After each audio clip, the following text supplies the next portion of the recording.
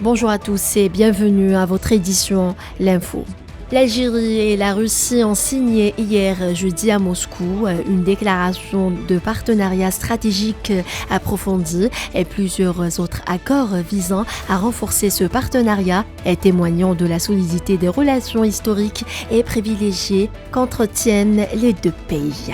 Et sur le plan international, le président algérien Abdelmadjid Tebboune a exprimé sa satisfaction pour la convergence des vues sur les dossiers évoqués lors des entretiens avec son homologue russe, notamment sur les questions sahraouis, palestiniennes, la situation au Sahel et au Moyen-Orient ou encore en Libye.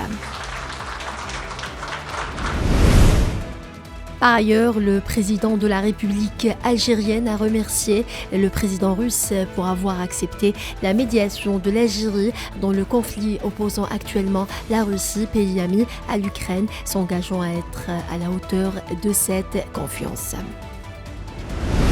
Le Premier ministre algérien Ayman Ben Abdelrahman a reçu hier jeudi la commissaire de l'Union africaine Minata Samet Sessouma qui effectue une visite de travail en Algérie dans le cadre de l'inauguration du siège provisoire du Grand Musée d'Afrique. Cette rencontre a constitué une occasion pour exprimer la satisfaction des deux parties concernant la réalisation du projet qui se veut un projet pionnier inscrit dans l'agenda 2063 de l'organisation continentale. L'Algérie a été élue à l'unanimité en qualité de vice-présidente au Conseil international des céréales et ce, à la faveur d'un vote organisé par cette instance internationale à Londres. L'autorité de l'aviation civile du Soudan a prolongé la fermeture de l'espace aérien du pays jusqu'au 30 juin, alors que les combats entre l'armée et les forces de soutien rapide se poursuivent. Le corps de la 4e victime du crash de l'hélicoptère militaire qui s'est brisé en mer dans la soirée du 7 juin dans la zone du Cap Serrat en Tunisie a été repêché hier jeudi.